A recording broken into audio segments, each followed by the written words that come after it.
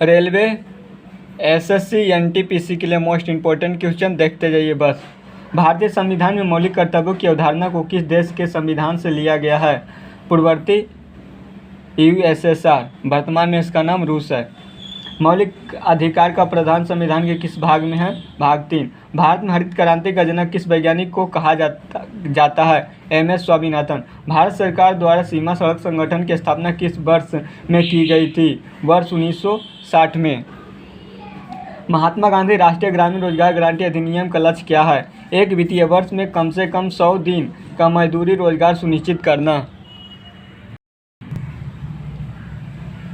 किस कथन द्वारा अवोगाड्रो के नियम को सही ढंग से निरूपित किया गया है? समान ताप और दाब पर गैसों के समान आयतन में अणुओं की संख्या समान होती है। भारत का कौन सा पठार अपने समृद्ध स्वर्ण भंडार के लिए जाना जाता है? दक्कन पठार।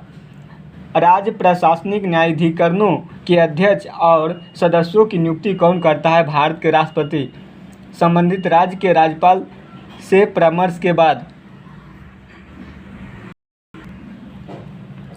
जल विद्युत शक्ति जनित किस वैज्ञानिक सिद्धांत पर कार्य करता है? बहते हुए जल का उपयोग उसकी गुरुत्वीय स्थिति ऊर्जा को विद्युत ऊर्जा में परिवर्तित करना।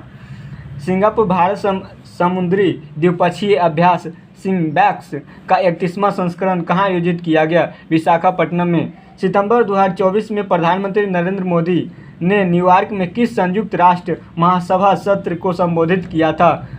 79 में।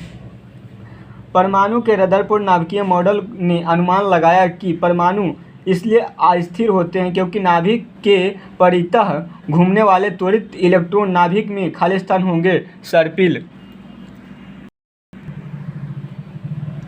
भारत में किस क्षेत्र में सर्वाधिक वर्षा होती है?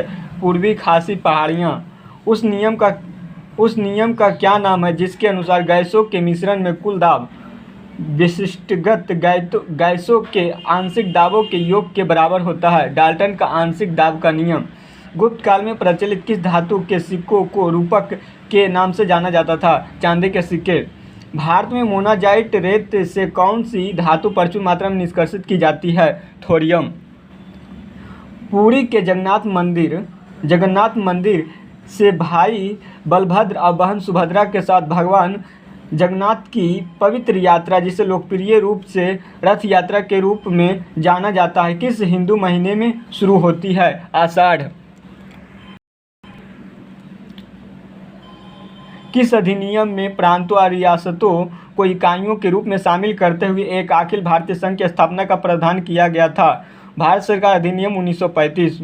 भारतीय संविधान का कौन सा अनुच्छेद कानून के समझ, समानता और कानून का समान संरक्षण की गारंटी देता है? अनुच्छेद 14। 1956 में बनाई गई कौन सी पंचवर्षीय योजना इस्पात जैसे भारी उद्योगों के विकास और बड़े बांधों के निर्माण पर केंद्रित थी? द्वितीय पंचवर्षीय योजना। 1920 में किस आंदोलन के दौरान महात्मा गांधी ने पश्चिमी गोदावरी में विदेशी वस्त्रों के बहिष्कार का आह्वान किया था? असहयोग आंदोलन।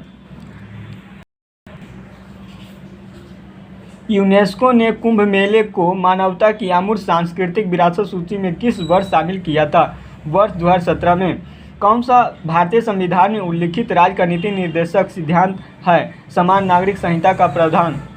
संपूर्ण बिहार, झारखंड और उत्तर प्रदेश के कुछ हिस्सों में लोगों द्वारा मनाया जाने वाला पारंपरिक हिंदू त्यौहार छठ किस त्यौहार के बाद मनाया जाता है? दीपावली। भारत के आर्थिक सुधारों के संदर्भ में एलपीजी का क्या अर्थ है? Liberalisation, privatisation, globalisation. LPG.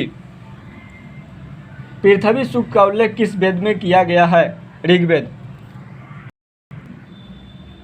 Bharat का मानक यमोत्तर क्या है? 82 डिग्री 30 मिनट ईस्ट।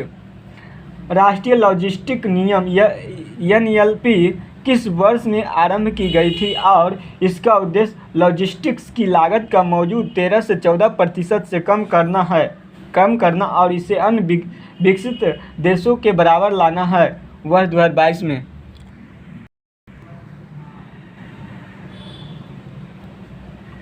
भारत में कौन सा स्थान पूर्व पश्चिम और उत्तर दक्षिण गलियारों का जंक्शन है? झांसी। किस आतंकवादी नेता को लोकमान्य के नाम से जाना जाता है? नहीं, किस आतिवादी नेता को लोकमान्य के नाम से जाना जाता है? बाल गंगाधर तिलक। मार्च 1942 में किसको भारतीय राजनीतिक समूहों का सहयोग प्राप्त करने के लिए भारत भेजा गया था? Stafford Cripps. रामानुज, जिन्होंने विशिष्ट द्वैत के सिद्धांत को प्रतिपादित किया और जिनका मानना था कि मोक्ष प्राप्त करने का सबसे अच्छा साधन विष्णु की गहन भक्ति है, उनका जन्म 11वीं शताब्दी में किस भारतीय राज्य में हुआ था? तमिलनाडु। दिल्ली में 1857 के विद्रोह को दबाने का कार्य करने वाला ब्रिटिश जनरल कौन था? John Nicholson. Thank you very much.